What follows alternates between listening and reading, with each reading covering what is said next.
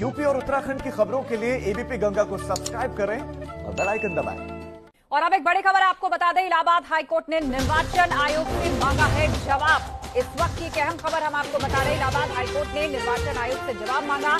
दरअसल चुनाव चिन्ह के तौर पर राष्ट्रीय फूल के इस्तेमाल का ये मामला है। कमल फूल के चुनाव चिन्ह के तौर पर इस्तेमाल से जुड़ा ये मामला है, जिसकी सुनवाई चल रही थी। इलाहाबाद हाईकोर्ट में एक जनहित याचिका दायर की गई थी। 12 जनवरी को अब मामले की अगली सुनवाई होगी। चुनाव चिन्ह के रूप में इस्तेमाल पर रोक की याचिका लगाई गई थी। मोहम्मद मोइन से इस पर अपडेट लेते हैं। मोइन, विस्तार से बताइएगा क्या मामला है पूरा और ये किस तरह की याचिका थी? जी बिल्कुल, ये गोरखपुर में नेता है काली शंकर, उन्होंने इलाहाबाद हाईकोर्ट में एक जनहित याचिका दाखिल की और उसमें ये कहा कि भारतीय जनता पार्टी का जो चुनाव निशान कमल है वो राष्ट्रीय फूल है, तो राष्ट्रीय फूल को इस तरह से किसी पार्टी के प्रचार का जरिया नहीं बनाया जा सकता।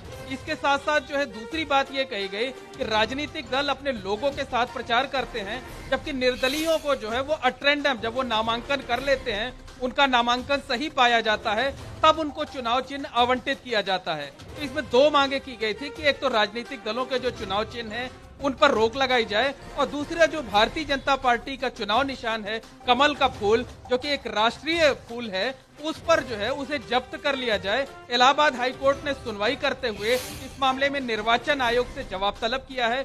12 जनवरी को इस मामले में फिर से सुनवाई होगी। उससे पहले निर्वाचन आयोग को अपना जवाब दाखिल करना होगा और 12 जनवरी को फिर यह तय करेगी अदालत कि इस मामले में आगे क्या किया जाना है।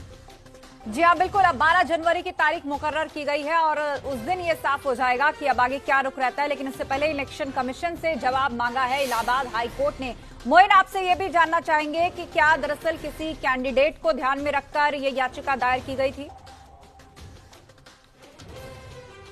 नहीं, किसी कैंडिडेट को ध्यान में रख करके नहीं किया गया था। मैंने जैसा पहले बताया कि गोरखपुर से नेता हैं, वहाँ चौरी चौरा इलाके से ताल्लुक रखते हैं, काली शंकर नाम है। उनकी दो मांग थी कि एक तो जो भारतीय जनता पार्टी का निशान है, चुनाव निशान है कमल का फूल, उसे जब्त कर लिया जाए, क्योंकि कमल का फूल जो है वो राष्ट्रीय पुष्प है, राष्ट्रीय फूल है, उसे किसी एक राजनीतिक दल के इस्तेमाल की इजाजत नहीं दी जा सकती। और दूसरी मांग उनकी तरफ से ये की गई कि राजनीतिक दलों को जो चुनाव चिन्ह आवंटित किए जाते हैं वो 5 साल लगातार उसके साथ प्रचार करते हैं, जबकि जो निर्दलीय उम्मीदवार होते हैं उनको चुनाव चिन्ह तब आवंटित किया जाता है जब उनका पर्चा वैध माना जाता है, तो उसकी जानकारी लोगों को नहीं हो पाती है। तो दो मांगे की गई थी। इन दोनों मांगों को लेकर इलाहाबाद हाईकोर्ट की चीफ जस्टिस के बेंच ने निर्वाचन आयोग से जवाब मांग लिया है और इस मामले में 12 जनवरी को फिर से सुनवाई की जाएगी।